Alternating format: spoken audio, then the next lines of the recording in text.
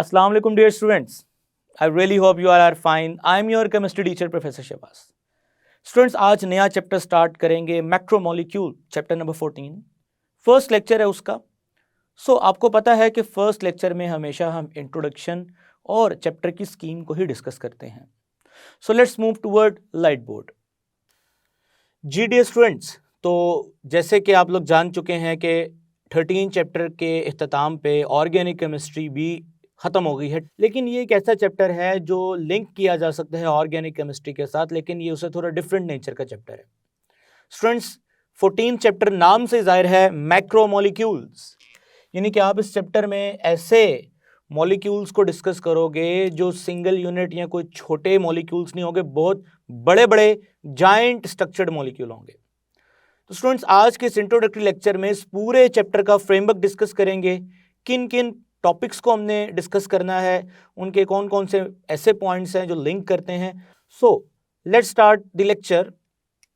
Inorganic and organic. Students सबसे पहले आप लोग जान लें कि जो मैक्रोमोलिक्यूल है ना, उसकी बेसिक दो क्लासेस हैं, इनऑर्गेनिक एंड ऑर्गेनिक। स्पेसिफिकली इस चैप्टर में हमने जो डिटेल डिस्कस करनी है ना, वो ऑर्गेनिक की ही डिस्कस करनी है।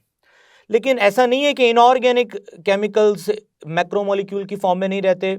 मसलन आपने chapter number 4 first year diamond का स्ट्रक्चर पढ़ा था, they also called a macromolecule. Students इसी तरह से ग्रेफाइट, डायमंड, सैंड, आपको ना इन तीनों के स्ट्रक्चर स्क्रीन पे नजर आ रहे हैं और आप देख सकते हैं कि ये मैक्रोमोलिक्यूल्स और जाइंट नेटवर्क की फॉर्म में रहते हैं। स्टूडेंट्स ऑर्गेनिक की बात करें तो इसकी बेसिक दो क्लासेस हैं मैक्रोमोलिक्यूल्स की। The first one is biopolymers and the second one is synthetic polymers.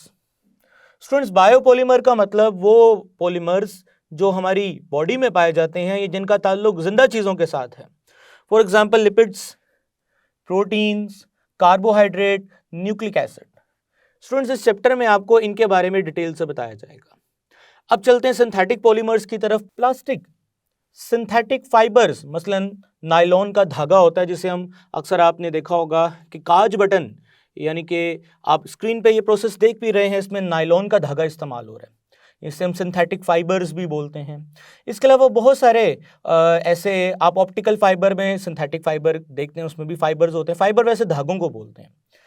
Students rubber, plastic, ये सारी की सारी जो है ना, ये सिंथेटिक पॉलीमर्स हैं।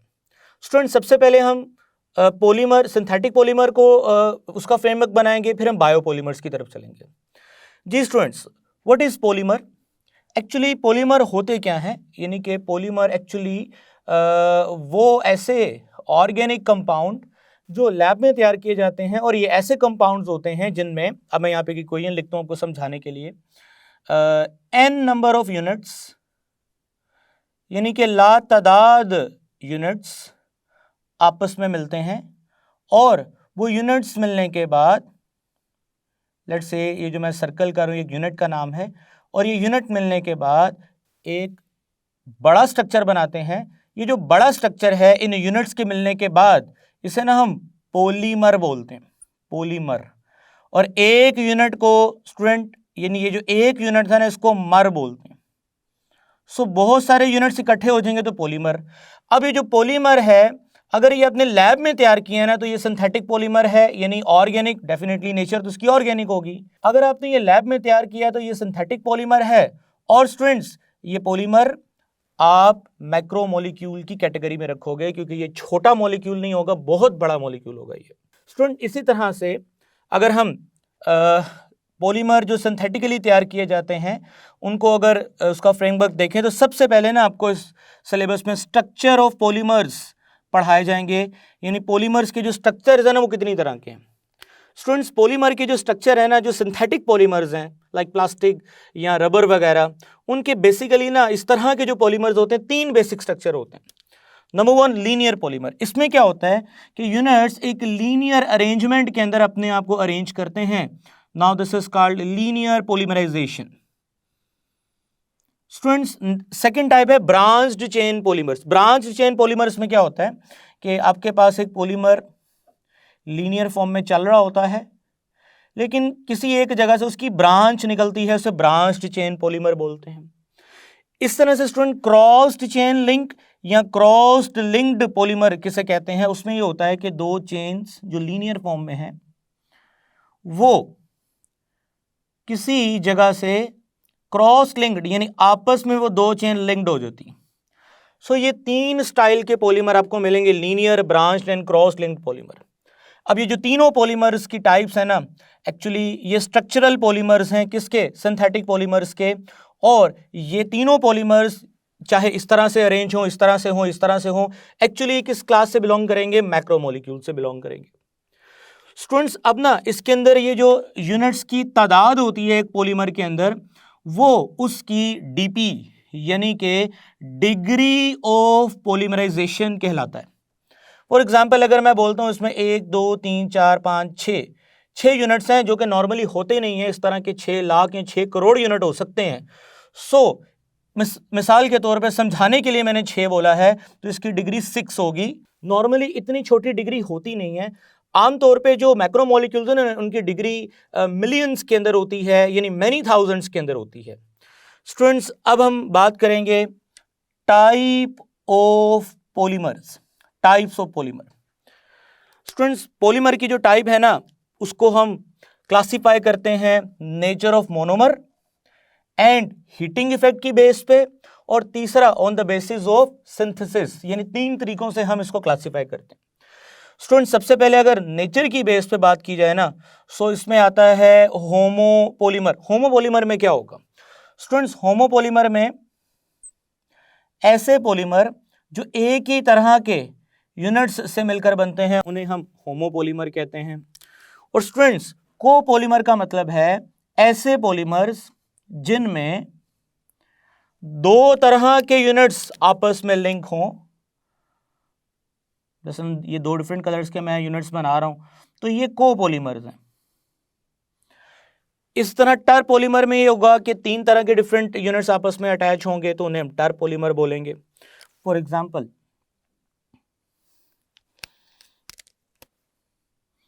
अब मैं यहां पे आपको इनकी एक्स्ट्रा डिटेल बता के आपका टाइम वेस्ट नहीं करना चाह रहा। इंशाल्लाह इन सब चीज़ों की डिटेल हमने 1 बाय 1 लेक्चर में डिस्कस करनी है। तो स्टूडेंट्स इसमें 3 तरह के यूनिट्स आपस में लिंक होना शुरू हो जाएं, हम उन्हें क्या बोलते हैं, टर पॉलीमर। आपको वक्ती तौर पे भी स्क्रीन में होमो कोपॉलीमर और टर पॉलीमर की एग्जांपल्स नज़र आ रही हैं। डिटेल पढ़ेंगे जब इस टॉपिक को हम बाकायदा शुरू करेंगे। स्टूडेंट्स अब चलते हैं जी types of polymer heating effect की बेस पे। So thermoplastic and thermosetting. अब ये क्या होते हैं, डिटेल आपको रेलेवेंट टॉपिक में ही बताई जाएगी। सो अभी तक मैंने पॉलीमर्स को 2 तरह से क्लासिफाई किया है, एक on the basis of nature of monomers and heating effect. जी स्टूडेंट्स अब हम चलेंगे on the basis of synthesis. Student synthesis का मतलब होता है तैयारी। सो तैयारी पॉलीमराइजेशन की ना 2 तरीकों से हम करते हैं। एक है पॉलीमराइजेशन प्रोसेस एडिशनल प्रोसेस, बड़ा इंपॉर्टेंट प्रोसेस है ये एडिशनल। और दूसरा है स्टूडेंट्स कंडेंसेशनल प्रोसेस, कंडेंसेशनल प्रोसेस। सो सिंथेसिस की बेस पे हम एडिशनल पॉलीमराइजेशन और कंडेंसेशनल पॉलीमराइजेशन करवाते हैं। अब ना कुछ एग्जांपल्स आपको देता हूं कि एडिशनल पॉलीमराइजेशन से मुराद क्या और कंडेंसेशनल पॉलीमराइजेशन से मुराद क्या है, थोड़ा बहुत मैं यहाँ पे बता देता हूँ। स्टूडेंट्स एडिशनल पॉलीमराइजेशन की अगर बात की जाए, मैं यहाँ पे समझाता हूँ। एडिशनल पॉलीमराइजेशन की बात की जाए तो इसमें फॉर एग्जाम्पल मेरे पास ये 2 यूनिट्स हैं, ये दोनों यूनिट्स आपस में लिंक करेंगे विदाउट रिमूवल ऑफ एनीथिंग, यानी कुछ भी रिमूव नहीं होगा, बस ये आपस में लिंक करेंगे। अब वो कैसे लिंक करेंगे, डिटेल तो आपको इसके रेलेवेंट टॉपिक में बताएंगे। सो इस तरह की जो पॉलीमराइजेशन होती है ना, कॉल्ड एडिशनल पॉलीमराइजेशन।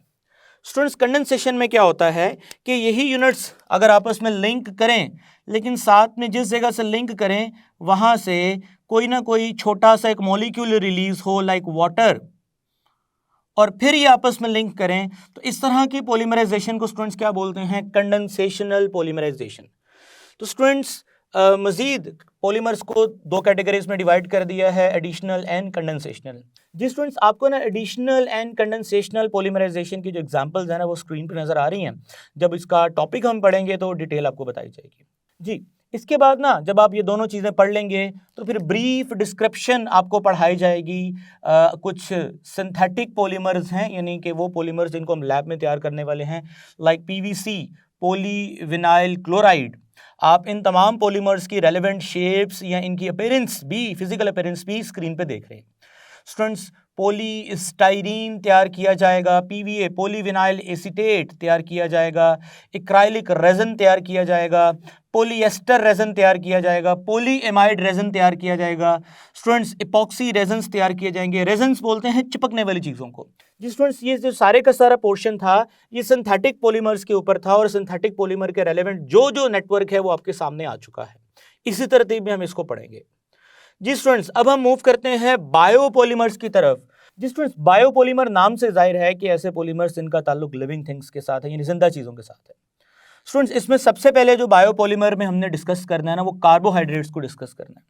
अब आप सब जानते हो कि कार्बोहाइड्रेट का मतलब हाइड्रेटेड कार्बन, यानी कार्बन उसके साथ हाइड्रेटेड फॉर्म होगी, यानी कार्बन के साथ वाटर अटैच होगा, एक कार्बन के साथ एक वाटर मॉलिक्यूल अटैच होगा। ये जनरल फॉर्मूला है कार्बोहाइड्रेट्स का। स्टूडेंट्स, कार्बोहाइड्रेट की जो फर्दर आगे से टाइप हैं वो 3 हैं। उनमें सबसे पहले आती है मोनोसेक्राइड, फिर आती है ओलिगोसेक्राइड और उसके बाद आती है पॉलीसेक्राइड। स्टूडेंट्स, मोनोसेक्राइड क्या होते हैं? ऐसे कार्बोहाइड्रेट जो सिंगल यूनिट पे मुश्तमिल हों, for example glucose and fructose. In relevant informations की आप लोग साथ स्क्रीन शेयरिंग भी देख रहे हैं जिसमें आपको इनके स्ट्रक्चर्स नजर आ रहे हैं। स्टूडेंट्स, इसी तरह से कार्बोहाइड्रेट की दूसरी कैटेगरी पढ़ाई जाएगी ओलिगोसेक्राइड, और इस ओलिगोसेक्राइड में आपको लैक्टोज, माल्टोज और रैफिनोज की एग्जांपल्स पढ़ाई जाएंगी। स्टूडेंट्स, अब हम मूव करेंगे पॉलीसेक्राइड की तरफ। नाम से जाहिर है कि ऐसे कार्बोहाइड्रेट जिनमें मल्टी यूनिट्स अटैच हो जाए उन्हें पॉलीसेक्राइड्स बोलते हैं।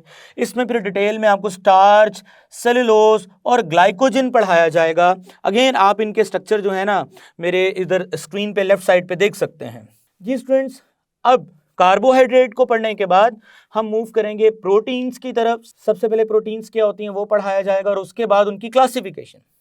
स्टूडेंट्स, क्लासिफिकेशन में अगेन 3 कैटेगरीज हैं इसकी, सिंपल प्रोटीन, कंपाउंड या conjugated proteins and derived proteins क्या होती हैं। उसके बाद हम मूव करेंगे प्रोटीन की बेस ऑन फंक्शन की बेस पे ना। सबसे पहली जो टाइप है वो रेगुलेटरी प्रोटीन है।